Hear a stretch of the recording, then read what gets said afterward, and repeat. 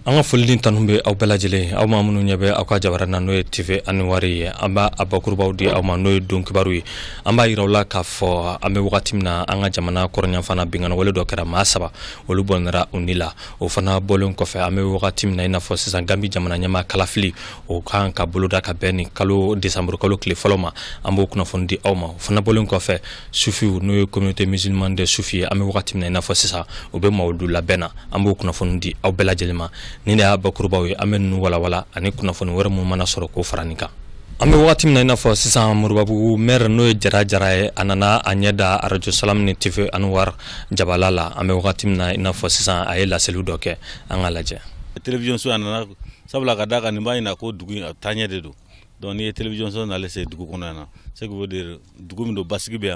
tanya dugu do donc vraiment anana kumin kama pour que malion se ka nyono fam mu ga malu ko kuna fona bisa ka de chona malon tim bisa ka de chona vraiment télévision so ala ka télévision so dawla may asababu ramna no sex sufi bilale vraiment ala ka si jan kenada ba kala bango jmandama aya dabo ngane imam kama vraiment alba ka ngane sabata bulu do télévision so ka jinye be ka télévision so do ambo in ala fa ka ina karafe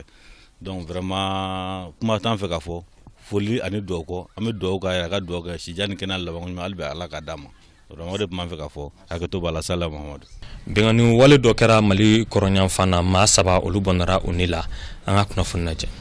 ma saba olu de bonara unila bengani wale mu nana ke kunu kataka burdamo segere no ye gachia mauye kidal dugu ere kono bengani wale mu ni ya takalaje ibai ka fo bamanchi wale mu be ni ankoma ko ansardin olu de ayira ka fo kuni olu ka wale ayi ansardin olu ka nyama yad agali ukalla silimu no ye achi uyayira ka fo amedomine komimpi olu de ni wale ayin ta ka gachia mau segere hal nasro atumbe gachia mau kono ka fo ko sem a maude yake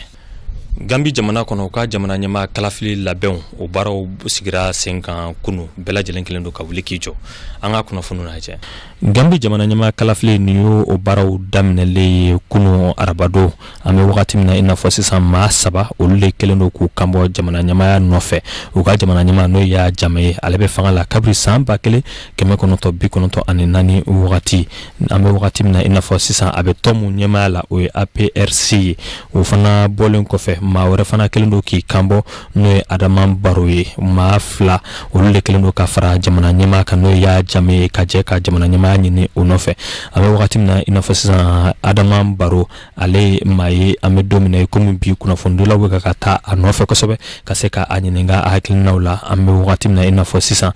hakilina mumbe ala jamana jola kaseku odo niye kalafilin takalaje airaka fo abnake desamuru kalo kile folo nata ambe wakati mina ina fo sisan Côte d'Ivoire jamana nyama koromso no ye Simon Bagbo aleka kiritunga nga sikisenga kunu nga amason ka taga kiriblon keneka Côte d'Ivoire kiriblo nyama ale kon nana alanyini ke ka kire sigisenga halna soro Simon Bagbo tunte akeneka ame wakati mina ina fo sisan Côte d'Ivoire jamana nyama koro muso ale bana kata kiriblo nyama kunu soma dafe ka sababu ke ayela nyini doke o lanyini o masabati uka procureur mun talendo ka barake no ali yoyi ale konia airaka fo ame domine kombi ma munu tunkan kalame olumana kiriblo siraka nga benata ame wakati mina uyuka barake ame wakati mina ina fo sisan ma munu talendo ka Simon Bagbo ka lafasa no ya ka lafasa bagawi olu konia airaka fo olu teta wole jabi ni sheru dobe numa wole bla oluma ame wakati mina ina fo sisan uya airaka fo no kalo kle muga ani shegin ubuna segin kiriblo nkantuguni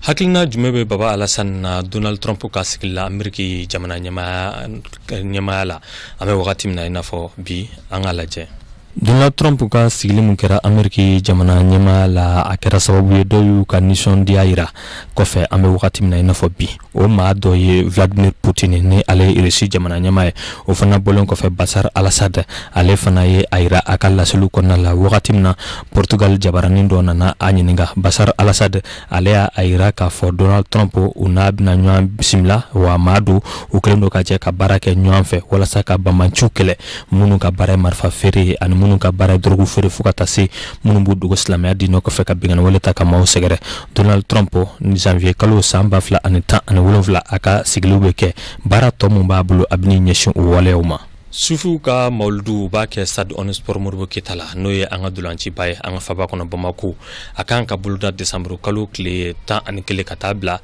décembre kalo tile 18 na san 2016 ko minnu labɛn sigilen don sen kan an ka lajɛ. Communauté sufi Mali kɔnɔ yan an bɛ wagati min na u y'a laɲini kɛ k'a fɔ san o san u bɛ labɛn mun kɛ n'o ye maulidu ye kira Muhamadu kisi ni nɛɛma b'a ye o ka bangeni an bɛ don min na komi bi Elhaji Seku Sufi Bilali Jalo ni ale ye sufiw ka ɲɛmaa ye a san o san a b'a ko sigi sen kan an ko a ma festival Maulud Nabawi an bɛ wagati min na i n'a fɔ sisan a yira k'a fɔ décembre kalo tile 11 ka taa bila décembre kalo tile 18 na a ko bɛna ɲɛnamaya n'i ye nin ko ta k'a lajɛ an bɛ don min na komi sisan dolanci kɛnɛ mun bɛ yen ni an ko Stade Omnisport Modibo Keyita a baaraw bɛɛ lajɛlen bɛna kɛ yen de wa o kelen don ka na ni fɛn caman ye minnu kan ka kɛ a kɛnɛ kan ɲinan san na san o san sufi minnu bɛ farafinna ani diɲɛ kɔnɔ olu bɛɛ lajɛlen bɛ ɲɔgɔn sɔrɔ nin kɛnɛba in sanfɛ wa a bɛna tɛmɛ Radio Salam sanfɛ fo ka taa se TV Anwar. Ni kunnafoniw de tun bɛ an bolokɔrɔ k'olu jaw yira aw la an ka foli ni tanu bɛ aw bɛɛ lajɛlen ye ni Ala ma basi wɛrɛ kɛ sini an bɛ ɲɔgɔn sɔrɔ yan kunnafoni mana bɔ Mali kɔnɔ Mali kɔ kan an b'o di aw bɛɛ lajɛlen ma ladiriya kɔnɔ aw k'an bɛn.